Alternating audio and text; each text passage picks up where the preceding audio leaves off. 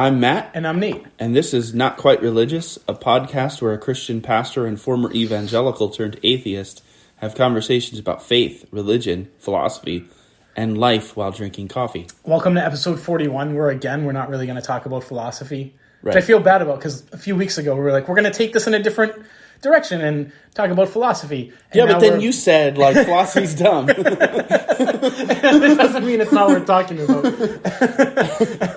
But we're going to continue our talk today on deconstruction.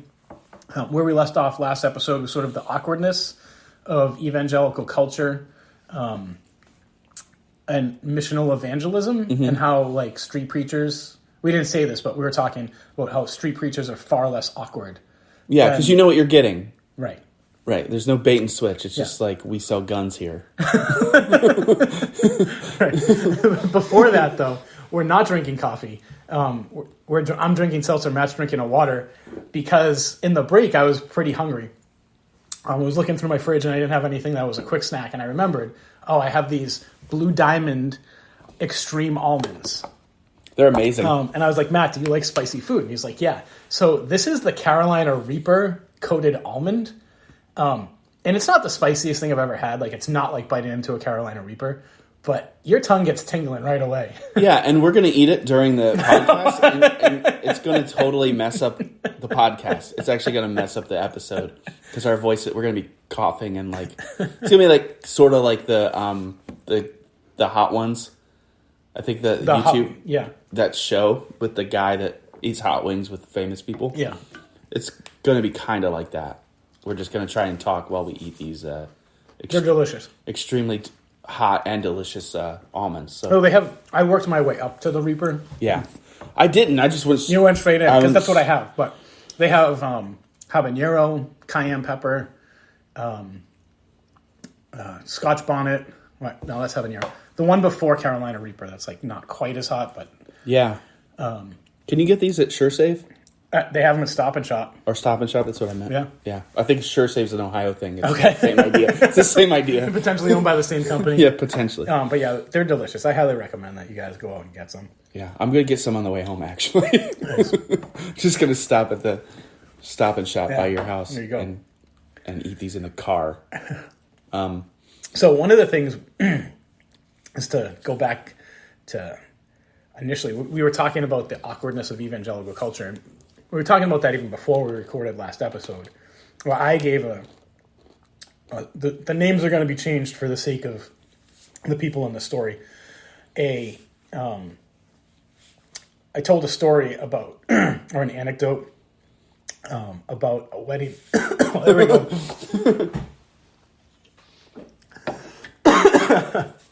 A wedding I went to that was evangelical, and the couple had asked the pastor to do an altar call. Mm-hmm. So normally when I did weddings, when I was taught to do weddings by my mentors, was you always sneak in the gospel. So one of the ways that I was taught was you find a couple in the Bible whose story sort of mirrors in a analogous way the couple that's getting married.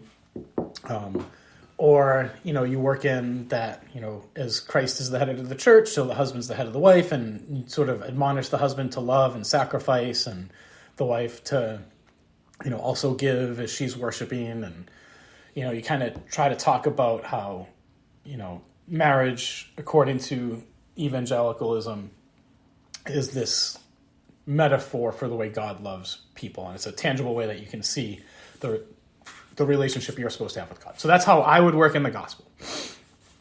But this person straight up did the Roman road, did the sacrament things, light your candle. And then now the couple's asked me to share it. They legit said the couple has asked me to share the gospel with all of you. Yeah. And so instead of talking to the couple and having the gospel be this tangential thing that's there that people could still respond to. And I would still sort of be if you have any questions, I'll be it was a little more out there, but I wasn't now let's walk through. You're depraved. You weren't, people weren't getting saved at the wedding. Or if they were, it wasn't because I was now's the time to get saved. But they straight up, asked, and the pastor was they asked me to do a gospel presentation. I'm going to do it. If you at the end of this want to respond and make Jesus your Lord, please come up front and we'll pray for you.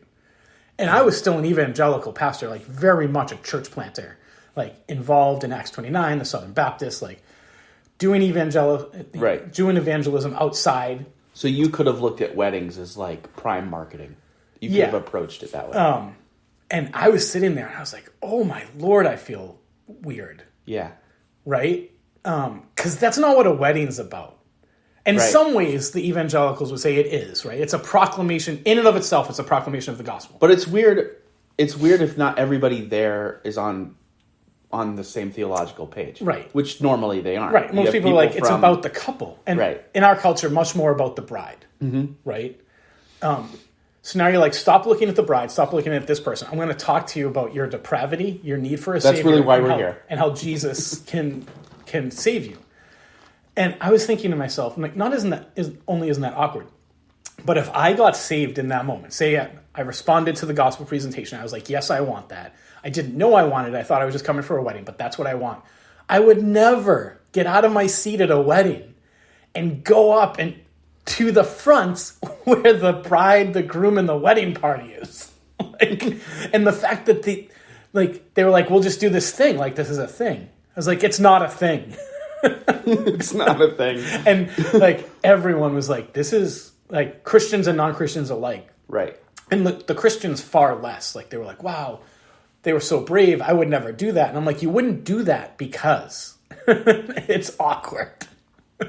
Right. Not because you're cowardly. Right. Like give the presentation at the toast. Yeah. Right. And yeah, because there's like a certain amount of awkwardness that's expected at that point. Right. Because you're just like, anybody speak. You're like, all right, here we go. Yeah. You drunk cousin Phil's going to say something weird. And we're just all going to move on. That's the time. Right. And you say like, hey, I know like some of you here are Christian. During the wedding vows, we talked about this. Let me just explain a little bit more about the theology. And if you want to talk more about Jesus, I'm at table 3. Like, I'd love to come over and pray for you. Yeah. Totally fine. Like, it would be awkward, but like no more awkward than drunk Uncle Phil getting up. Right. But like in the middle of the wedding, and then like he gives the gospel presentation, waits for the altar call, which is like by itself awkward because you're up there. Are like the bride and groom like up there like, holding hands? Like yeah, they're like he like steps in front of them to give, and then he's like holding his Bible. And, yeah. You got to give like 2 minutes of silence because you got to let people decide if they want to come up. You got to let the Holy Spirit decide if he wants to come. Right. So now we're doing this wedding where it's like song, this, that, vows, rings, gospel presentation, silence. Right. With the preacher standing, and then like, all right, let's go back to the wedding celebration. Right, because you don't have an organ. And you don't have an organ player that can play. They might have. Just as I am. I think they had a piano player. Just as I am. But still, you're just like, what? Yeah. It's like a little play within a play. Yeah. So my story isn't as good of a story, but it's a good analogy to illustrate the even like more subtle point that I was trying to make, because yours is like in your face. Yours is out there. That's crazy, but probably not the only wedding that's I'm sure that's ever been like that. So when I was a church planter in Scranton, I was trying to be what they called missional, which is trying to like simultaneously make sense to the culture, but also you preach the gospel without. It's a real tightrope kind of thing to walk. But I think that's what most of the time people mean by missional, is like be in the world but not of it kind of thing. Yeah. So we were what like a meaningless statement. So you're that's philosophy though. We're not doing that. So I'm the pastor of, basically my title was teaching pastor, but basically I was the pastor of the hipsters in their 20s. And so I was like, guys, we need to be missional. We need to do this ministry, and let's reach out to the art community. And every Sunday night, I think they were doing this thing where it's kind of like a First Friday thing, Yeah. but not quite, but kind of like that, where like different artists would set up and then you could come like. So our plan was to go to these different coffee shops or these different art studios or these different bars or whatever, wherever things were happening, and kind of like just be there and just become a seamless part of the community, and then eventually start conversations, and then eventually those conversations turn into gospel presentations. But I remember just straight up trying to explain this to one of the persons that there was a guy who owned an art gallery and he was doing art shows. And he was like, hey, what brings you guys here? I've never seen any of you guys before, which is one...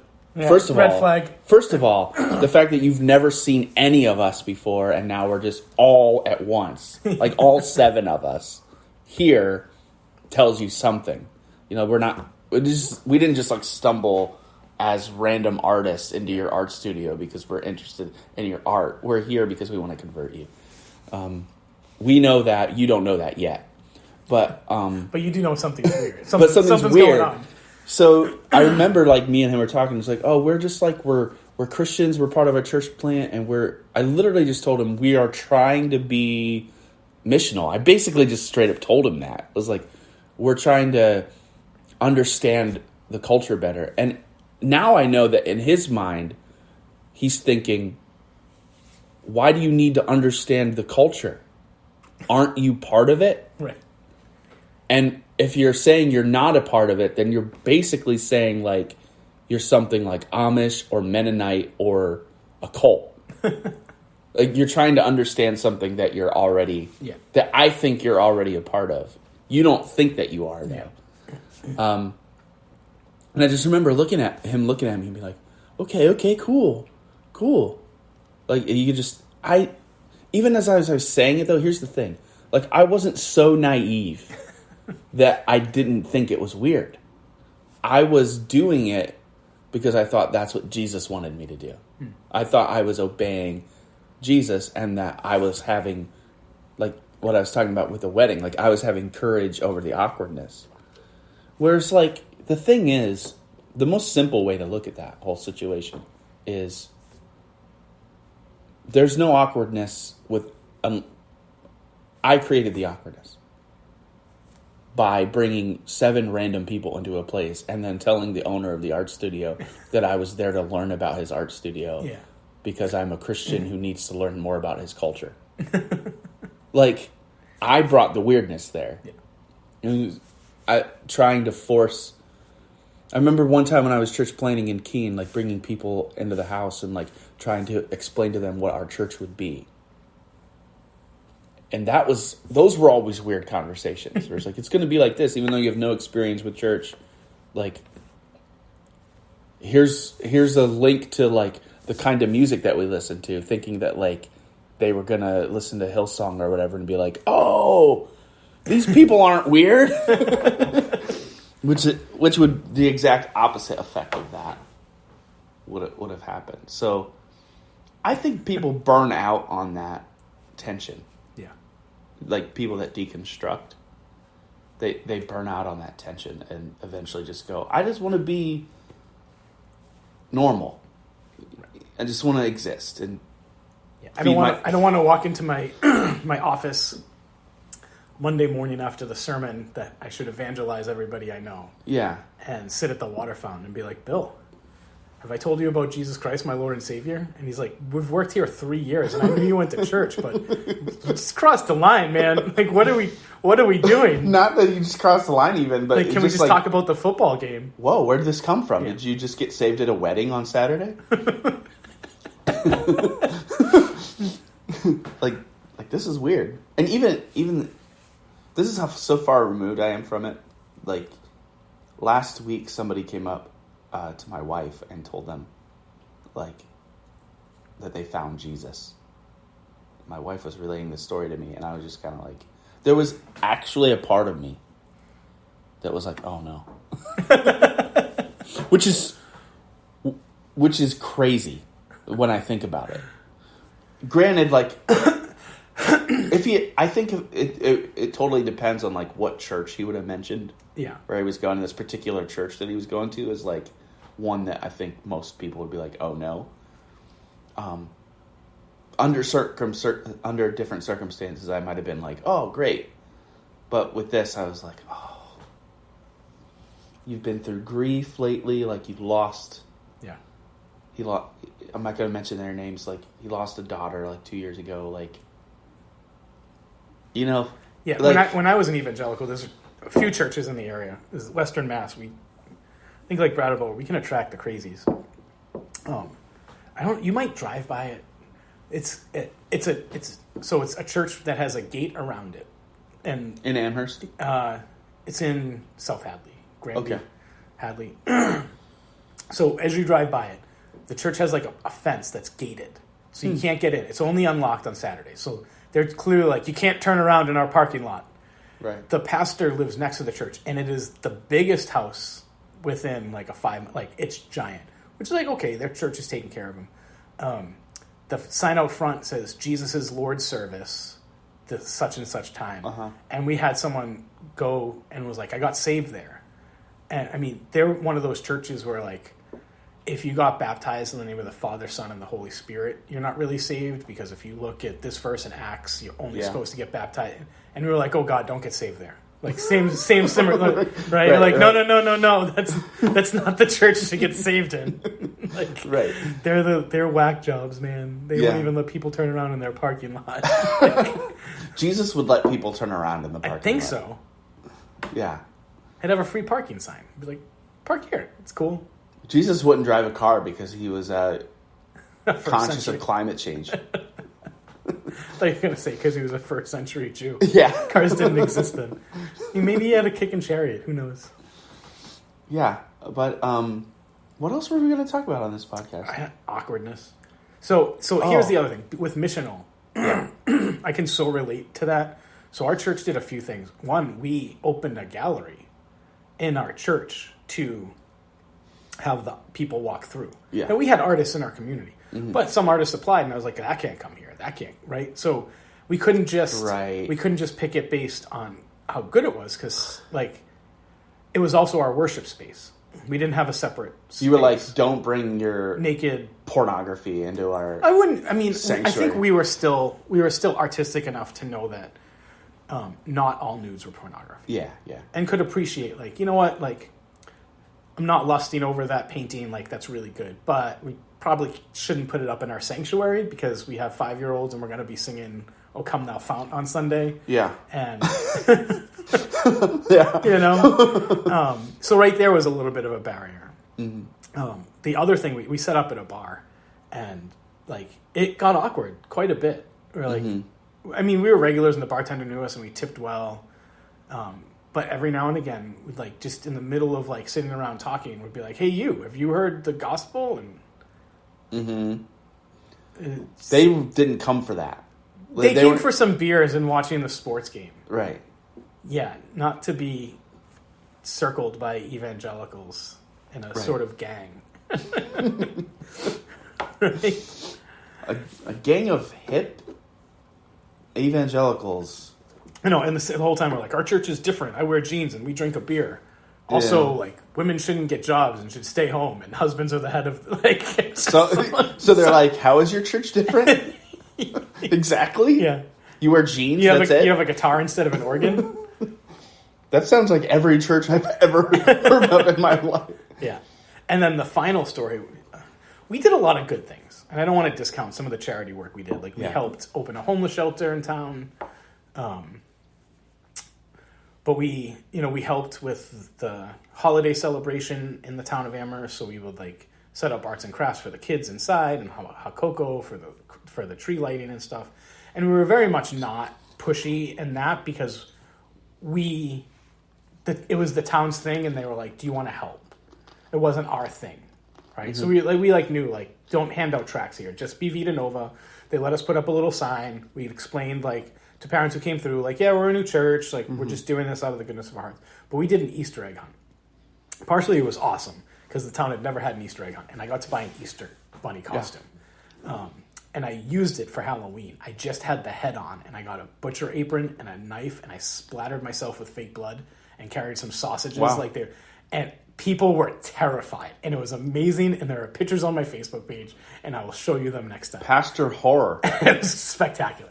But we got, the Southern Baptist had a trailer, so we had, that we could borrow, like you could rent out. We had like a popcorn machine, a slushie machine, bounce houses, like ball pits.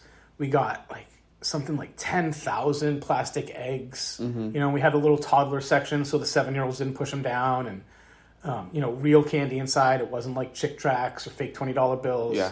But we also had a table that had, like, Piper was giving, you know, do you remember Piper's like little small books? No.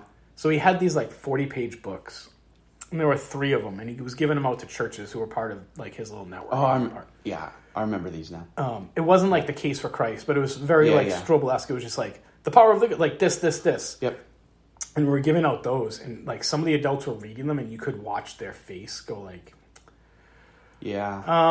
and like some of the people were like, "Do you really believe this stuff?" And they're like, "Yeah." They're like, "So like gay people are an abomination?" I'm like, "Well, like I wouldn't use that word, but yeah. You know." And you just saw these people thinking like this, like church was having a nice thing for their kids and celebrating Easter, and that's kind of cool to like, oh, now they're giving me these books. I'm like, right. And like, it's so cringe. It is. It is. As opposed to street preachers. Right. Who, you know what you're getting. You know, it's like they wear a certain kind of clothes. They smell a certain kind of way. They probably have a sign. They have a sign. Maybe a few other things. They're begging you to come talk to them. The conversation's not going to go anywhere. I mean, it's not a conversation because they got the bullhorn. But it's actually like, not always, but often when I don't have anything better to do, which usually I do have something better to do than to stop wherever I was going. But sometimes I don't have anything better to do. Or sometimes I'm like, I could work on my sermon later. This is going to be an interesting conversation. And usually it is. And sometimes other people come and participate. So I used to do street witnessing back in the day. And there's something about outdoors and indoors, right? So it was always outdoors. Yeah. And there's the people that are hanging outdoors, like they're not outdoors because they're trying to get to another indoor place. Yeah. Like they're outdoors. They got time to kill. And they're not like in the coffee shop typing up their presentation and need the Wi-Fi. They're not coming to something. They're not doing anything. They're up for. They're game. They're totally game for talking about anything in the whole world. So I eventually learned, at first it was nerve-wracking to just walk up to a perfect stranger and be like, hey, want to talk about Jesus? But then when I learned that people were always like, at least street people, were always like, yeah. I was like, this isn't scary or even like that weird, although it's weird in a way. Yeah. Because it's like abnormal, but that's the kind of weird that I like. I'm not like against weirdness. It's inauthenticity that that I don't like. There's something inauthentic about being like, okay, come to our Easter egg thing, and then halfway through, here's a tract, you know. I'm pretty sure I probably did a gospel presentation. Yeah. But just walking up to some dude on the street and being like, I got anything in the world to talk about right now, and I don't know if you want to, but if you want to talk about Jesus, we can have that conversation. And people are game. Or we could have like a general spiritual conversation or whatever. Yeah. I don't do that much anymore because I've built up a reputation in Brattleboro. Yeah, it's small enough that people know who you are. They know who I am, so they come up to me if they want to have those kinds of conversations. But there was a time in Brattleboro and in Scranton, which is not 70,000 people, so it's not a big city, but it's not a small town. Yeah. Just Friday night, I would just go out and go somewhere different than I went last week and just go up to a random person. Yeah. And I don't know, that's evangelism, right? Like when you think of evangelism, I'm basically deconstructing this whole missional idea. It's like that can't be forced. It has to be organic or it's awkward. The missional. Yeah. Like, it has to be like, when they hire you at this job, one of the things you say out front is, I'm a Christian. And I'm going to use this as a platform to talk Or not about that I'm going to use it as a platform, but I'm just going to let you know so that when our first conversation during our downtime, whenever that is, like, is going to probably be spiritual, just know that that this is who I am, you know, like, and then people can appropriately avoid you. And the people that really want to have the conversation will approach you. So there's no need for strategy. Just be yourself wherever you are and see what happens. Yeah. But, you know. Yeah, I had therapy before you came, and one of the things I'm working through a few things with him. And one of them is like the religious trauma that I had deconverting. Because it's a thing, and there are if you're experiencing religious trauma, there are real resources for you. I can't promise I'll link them in the comments, but I'll try. And that doesn't mean that you're deconverted. It could be like you were spiritually abused and you're still a Christian. So I don't want people to think like, oh, this isn't for me because I'm not an atheist. It's for people in all walks of belief and everywhere on every stage. But we were talking about like, do I have regrets on some of the charity stuff we used to do? Mm-hmm. And like the missionalness, you know what I mean? Yeah. And I was like, some of them yes and some of them no. And he's like, well, what about the homeless shelter? I'm like, no, I have no regrets. I was like, number one, it's in a church. Like, people know when they're going there that it's in First Baptist Church, that 3 churches partnered. I was like, we also don't have a faith test for you to get in. We're not like, oh, you're an atheist, go to, like, everyone who's homeless is welcome. There's no questions asked. You can come as messed up as you are, but you're not allowed to do drugs on premises.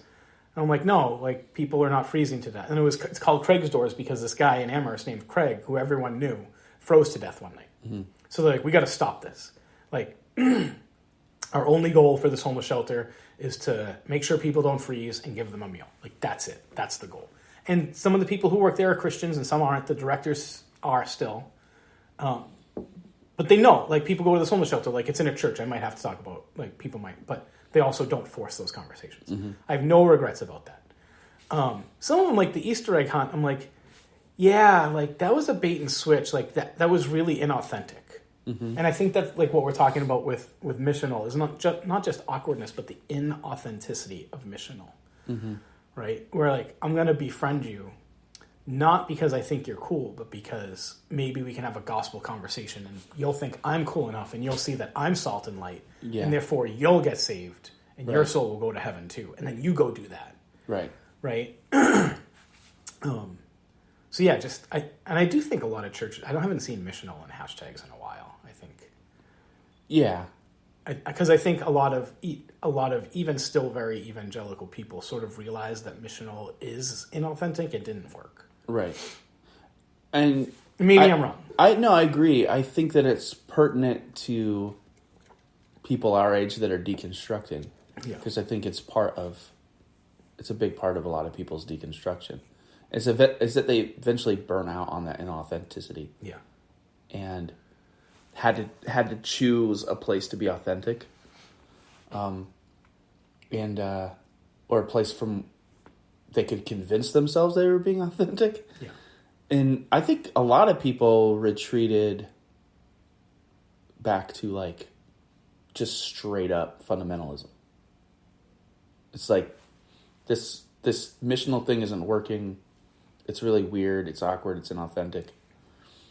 It's not changing the culture. It's actually, like, taking Christians from us, from their perspective, and it's taking deconstructs away from us.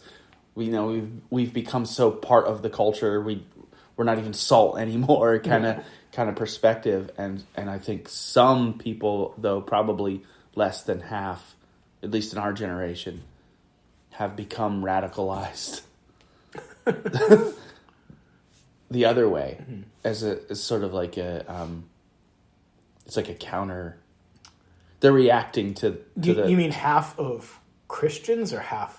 Like, explain the half. Like, what's your population basis? So, when we're talking about deconstructs, I think we're talking mostly about millennials, for the most part, or like younger Gen X, who grew up in the 80s and 90s, and they're the sons and daughters the Jesus movement people who got corrupted by moral majority and all that. Okay, so like we're talking about that generation, and I think that of that generation, you have a certain population of people, mostly from the South and the Midwest, but not exclusively, but mostly from the South and the Midwest, who are socialized in a certain way, namely evangelical Christianity, which is to also say politicized. And those people can't, nobody in that population can live in that middle space where they're in the world or but not of it. Yeah. You know, like that space doesn't actually exist. Yeah. And they tried and burnt out on it. So like maybe something like, I don't have the stats on it, I'm just BSing, but like maybe something like 65% of that population were like, you know what, forget it. I'm just gonna raise my family and do the American thing and do the best I can to make my dreams come true and help my kids' dreams come true. And like if there's a church that I can stand that doesn't judge my kids for being transgender or not, like we'll go there. And if not, that's fine. But the other like 30 to 35% of the generation was like, oh, so that middle place didn't really work. So we're just going to go like full blown. Gotcha. Like old school fundamentalism. Though they wouldn't call it that. Like old school fundamentalism. And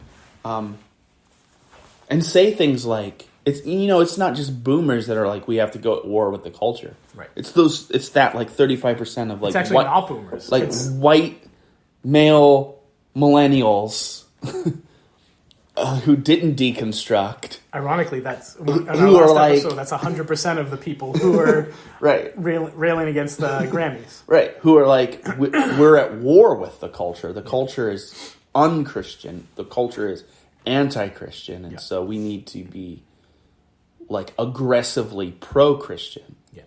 I don't think there's very many people that are wanting to claim that middle space, and myself included, that although like the likes of Tim Keller gets accused of like being too soft. Oh yeah. Like he was great. He's too bigoted for the deconstructs because of his views on sexuality primarily, and marriage and all that kind of stuff. But then like for the conservatives, like he's too nice. Like he's too nice to the... Well, and he's too liberal, understanding nuances of power structures and race and even gender. He affirms the existence of systemic racism, and he affirms that like LGBTQ people, although he'll say like they're not...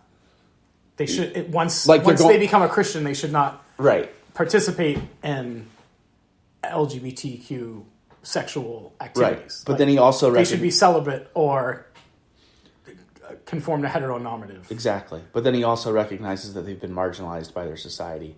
Yeah. And so I don't know how he figures out a way to not marginalize people, that he's saying that they're going to hell because they're gay, but like that's kind of where he is. And that middle space is not populated by very many. So I have some pastor friends who are leaving Acts 29. Yeah. Because it's too liberal. Yeah. Because they went through and listened to some of their black pastors, especially from the South, who were talking about their experience being black pastors. And some of the white leadership were like, holy crap, like you've been sinned against and your culture's been sinned against. Come teach us how we can be better. Yep. And some of these people are like, you're too woke and you've compromised the gospel. And I'm like, dude, if Acts 29 is too liberal for you, I don't know where you go. If Acts 29 is woke, what is woke? What is actual woke? I mean, it proves that it's a meaningless term. Right. And just, if Acts 29 is too liberal, it's Driscoll and Chandler and like... Right. I mean, granted, they've evolved some from those days, but still, but like you got to be biblical literate. Right. You have to be, charismatic in that the Holy Spirit is still working. Yep. Like Jesus is the only way to heaven, like what you would associate with conservative Christianity. Like, Right. They do, and they do it even a little bit more, right? Because they're exclusive. Like, they don't let everyone in, right? It's not like the American Baptists where you're like, yeah, Jesus is God. They're like, come on, join, right? Like, you're serving grape juice, not wine, right? You're like, yeah, American Baptists are like, cool, like, Right. here's your card, Right. Like, you got to go through a pretty strenuous, like, process to get affirmed as an Acts 29 church, and these people are like, it's too liberal. I'm like, well, Yeah. And you wonder, like, is that a genuine intellectual shift? Well, this is like I just thought, wow, I brought that up, and now we're back to philosophy. Because I wonder if any kind of like worldview shifts. I think they're very rarely genuinely intellectual shifts. I think it's very rare that you find a person that's like, I've rationally considered all sides, and I changed my mind because this is the more rational explanation. yeah. So I would agree with that. So, like, my point being, like, I think, maybe this is judgmental, that strikes me as so fearful.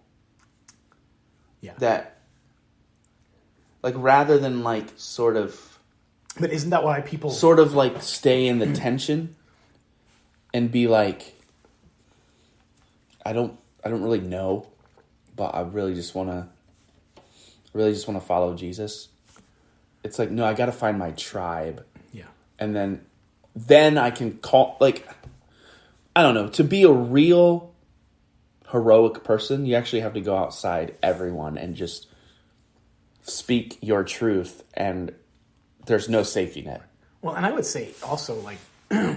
But the fact that you have, like, a tribe that you can go back to, like, these are my, we call them incels. They wouldn't call themselves that. Like, we would call them Proud Boys or fascists or whatever. Right.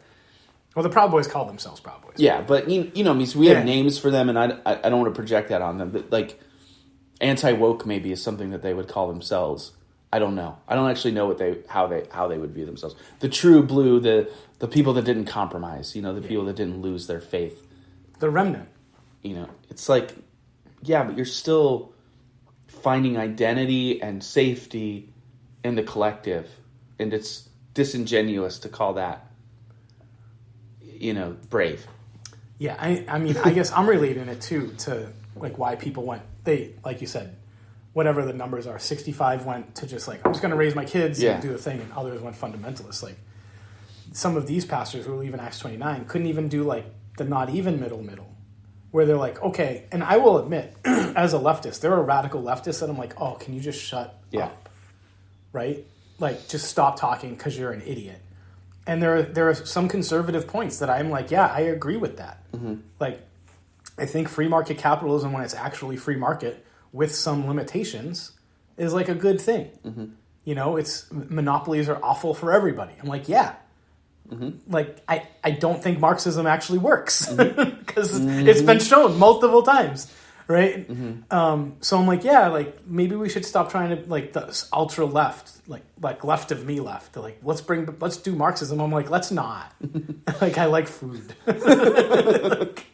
Like we have so many, like, yep. And I'm like, can't other people on the other side be like, okay, I think maybe the radical left is pushing me too far to like want to, you know, shoot all police officers and call them all awful. But can't you also recognize that there potentially is some systematic racism built in when like police in the South were created to chase down runaway slaves, and police in the North were created to beat up the Irish? It was called a paddy wagon because they specifically went after Irish immigrants. Right.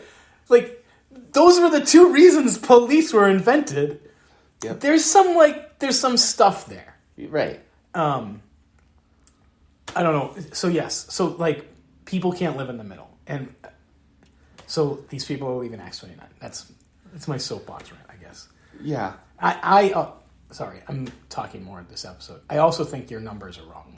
If we're to believe Pew and Gallup, so 100 years ago, 95% of Americans identified as Christian, with some identifying as Jewish. Very few identified as atheist or none. No religious affiliation. Yeah. In the 50s, it was about 80%. in the 60s/70s, it was 70%. We're at the point where there are almost more, I think this year more nuns might have taken over, or they're really close. I forget which one. So these people, like if you have, it has to be more people who are deconstructing, being like, F it. Yeah. I'm done. Yeah. Than going the fundamentalist route. Oh, yeah. I may have misspoke. Okay. I think the majority of people are choosing deconstruction. Yeah. I don't know if I said the opposite, but I think initially you said 50-50, and I was like, explain. No. And again, I'm also talking about a subset too. So I'm not talking about Gen Z or I think they're calling it Gen A. Really? Yeah. I'm not talking about that because it's going to continue. You got like the silent generation, the greatest generation. And now we're... Like even Gen X, it had like an edge to it. Yeah. Then we just start giving everyone just a... They started calling us Gen Y and they were like, no, let's call them millennials. Yeah. And then they went back to letters. Yeah. Get more creative, sociologists. Gen Z is kind of cool, but Gen A isn't. Because Gen A makes it sound like we're the first generation ever. Or also like just super generic. Or maybe that's what I sort of think of. I feel like maybe they're going with alpha. Which isn't good either, because they just make you think of alpha males, right? So then the next generation, those poor people are going to be the betas.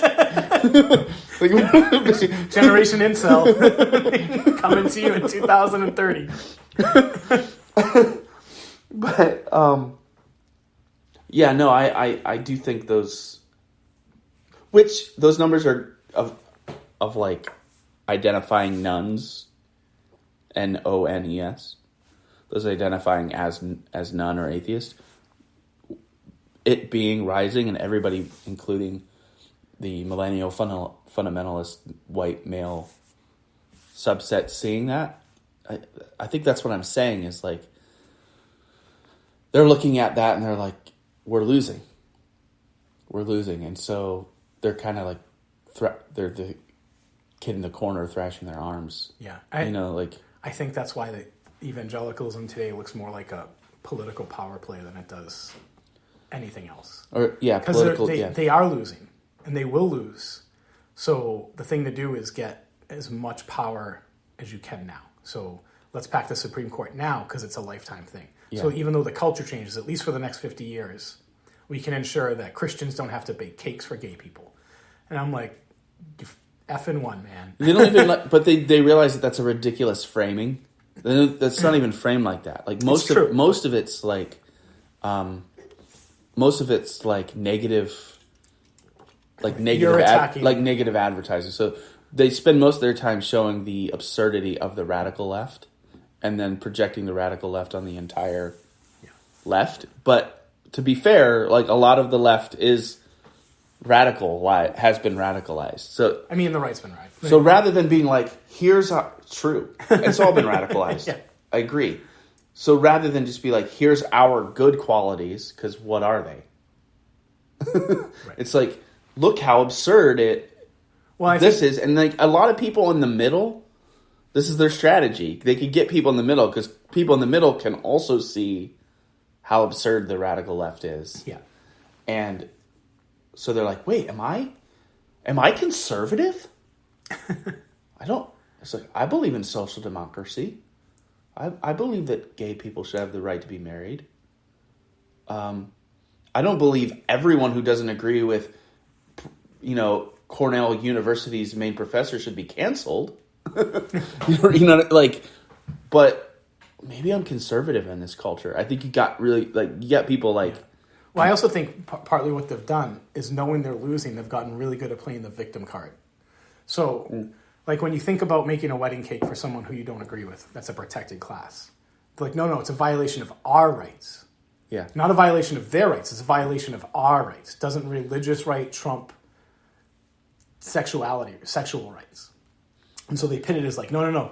We're the ones being attacked. And people are like, oh, well, you shouldn't be attacked for what you believe. Right. Well, like they forget that there's real people who just wanted a wedding cake. And in the free market, like I have a business, right? Uh-huh. I couldn't be like, you're black.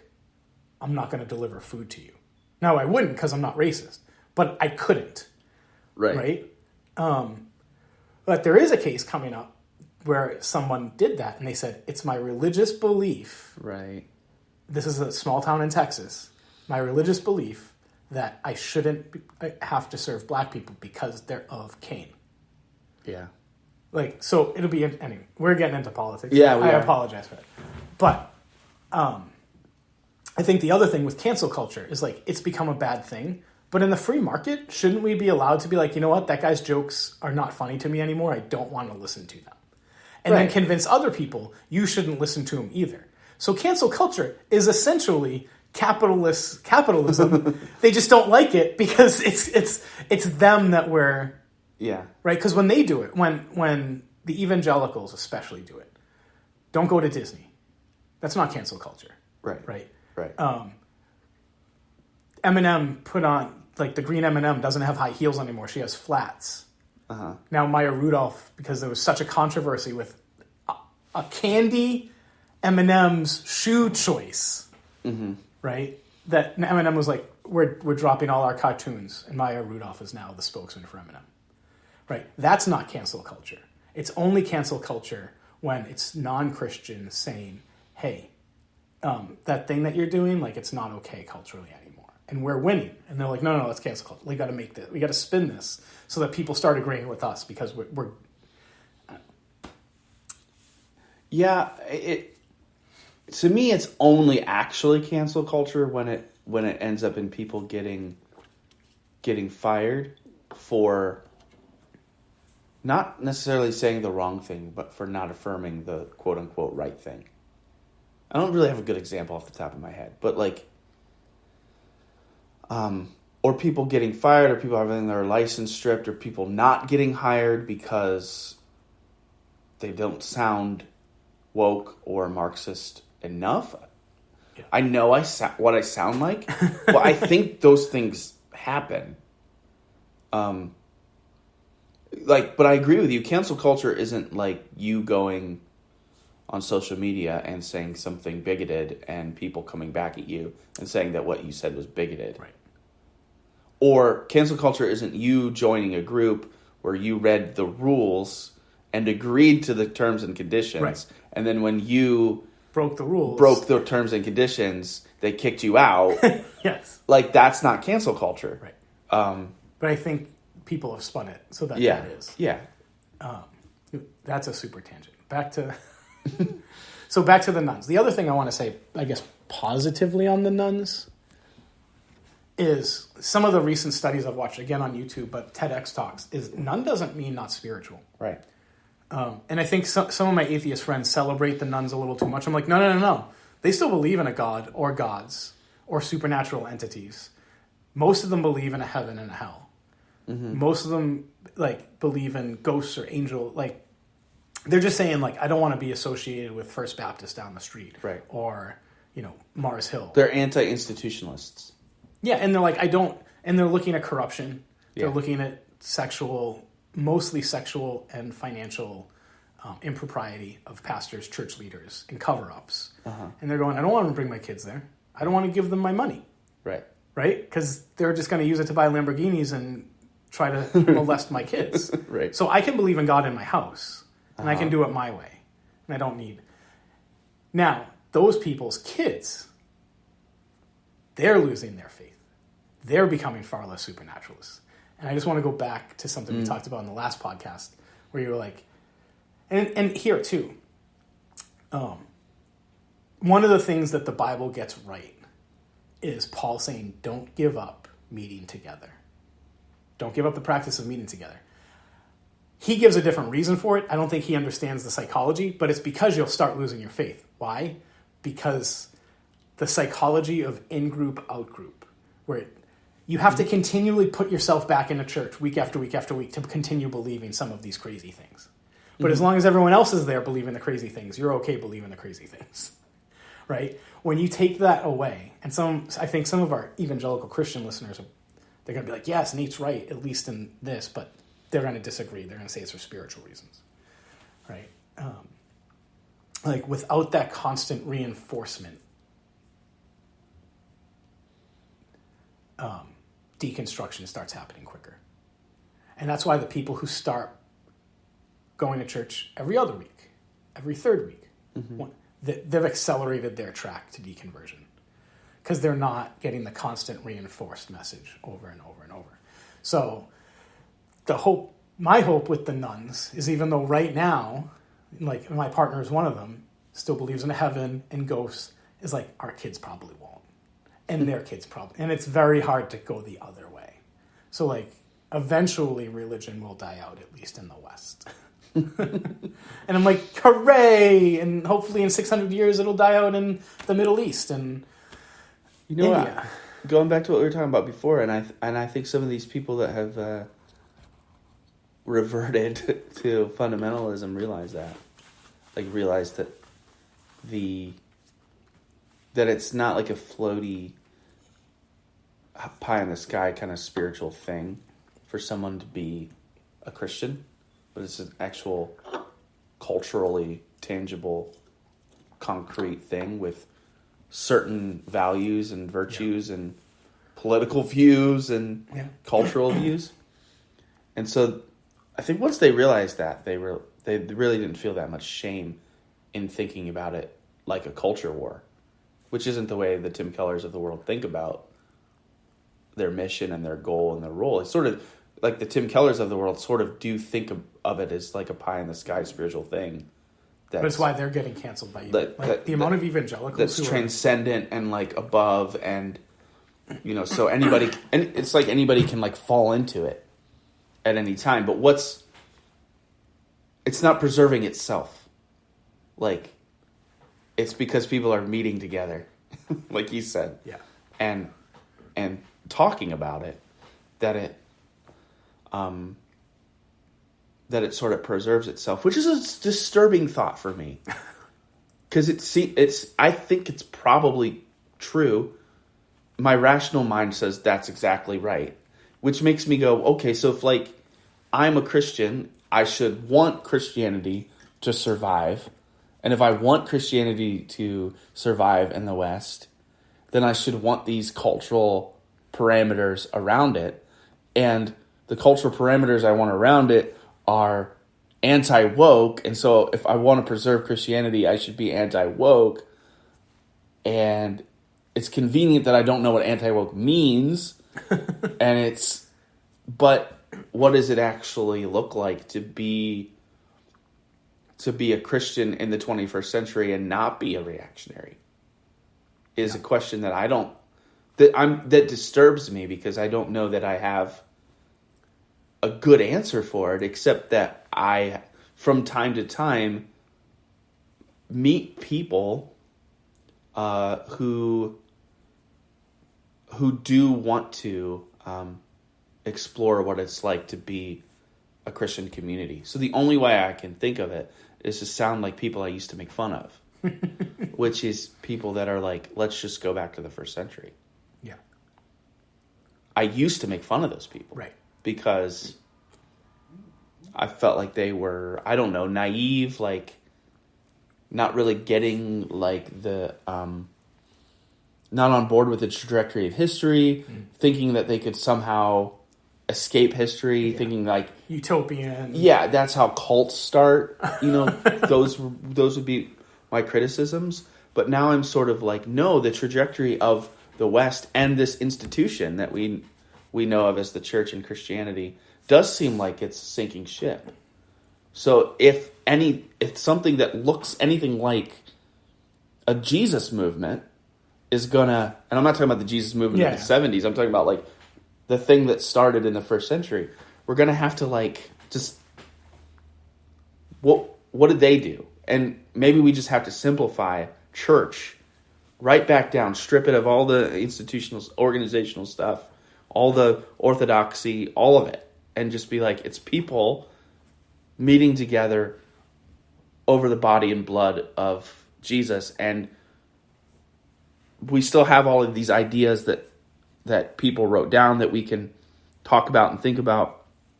And we still have the scriptures that we can mull over, which is something we have that they didn't.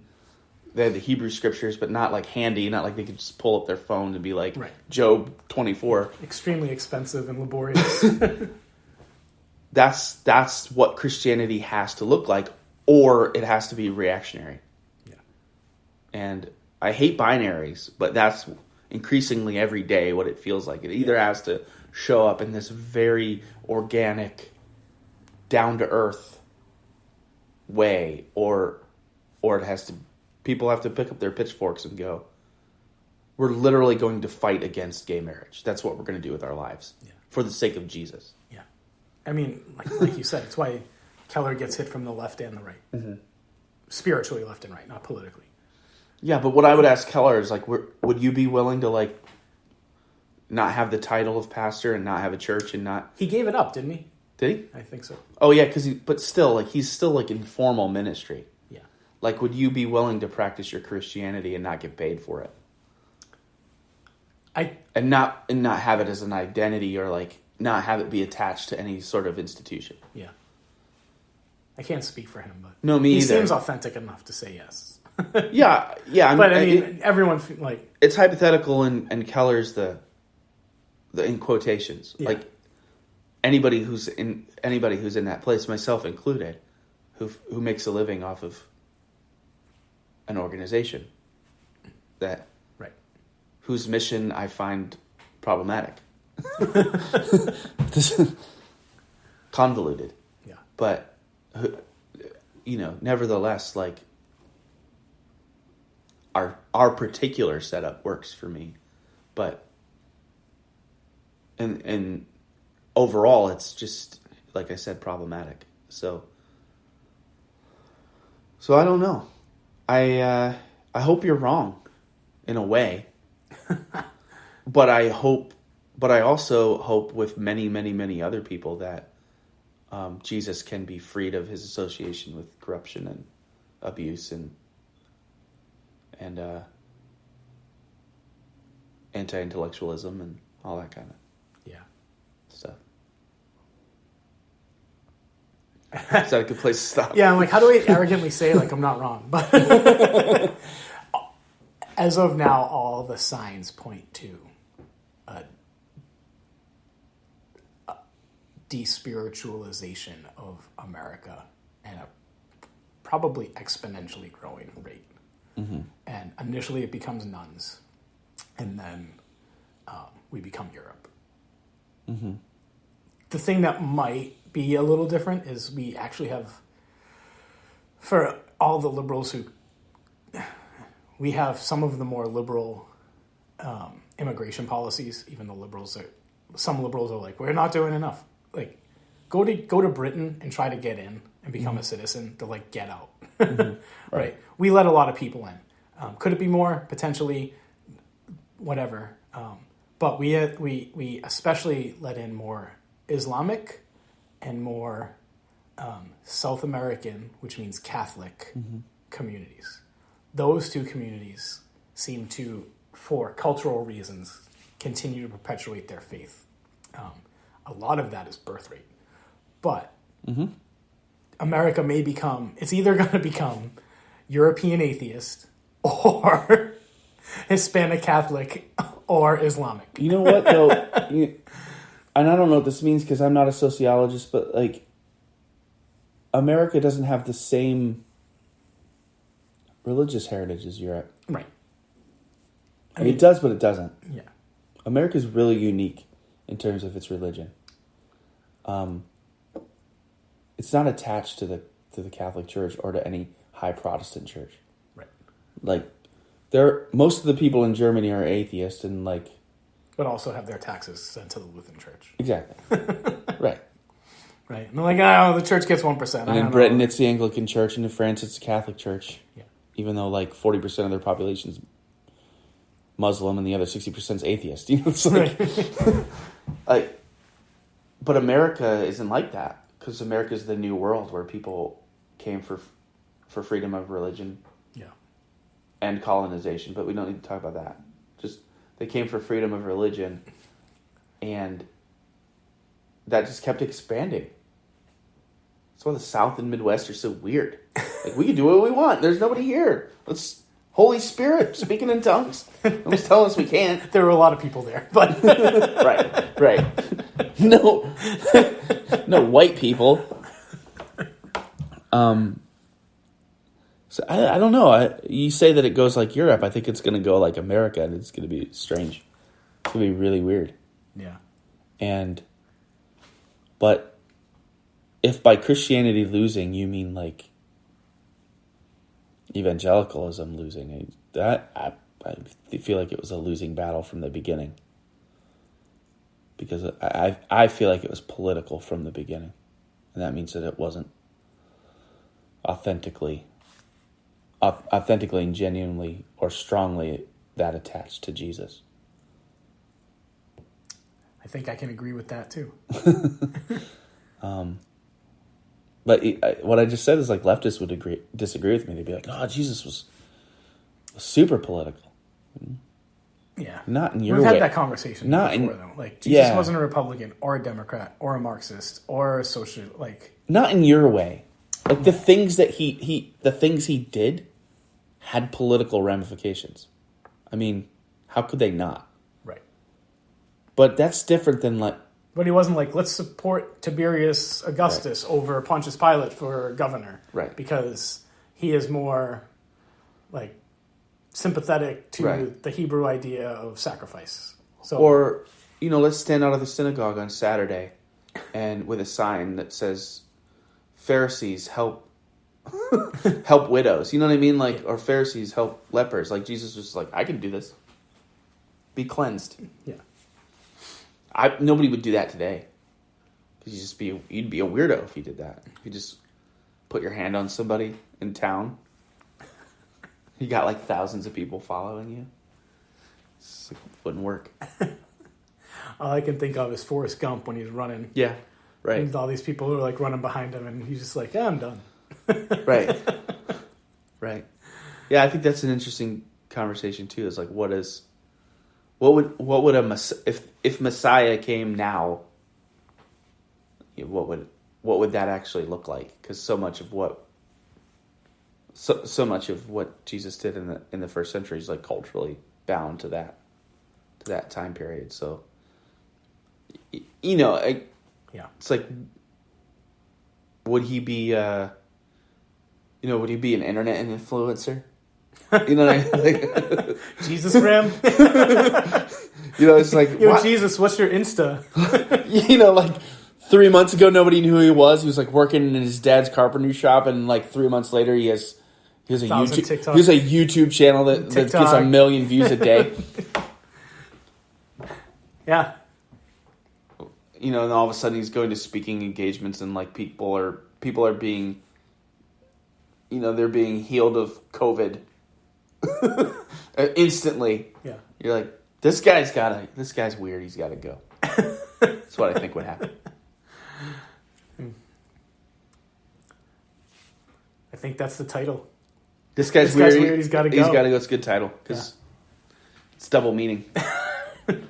All right. Well, we love you. We hope you're having a great week. This might be coming out close to Lent. It'll definitely come out during Lent. Yeah. It's not next Wednesday. It's 2 Wednesdays from now. It's that. Wow. So it's like the very first day of March then or something. I'm not up on my church calendar. It's February. It's the last Wednesday of February. Dang. Well. So yeah, this will come out the first or second week of Lent. So for those who are celebrating, I hope you have a somber Lent and your fasting and sacrificing are going well. Yeah, I hope you're super sad. No more meat for you. Yeah. I don't mean that. It sounds like so insulting and sacrilegious. Yeah, no Carolina Reaper almonds for any of you Lent people. Well, have a great holy season.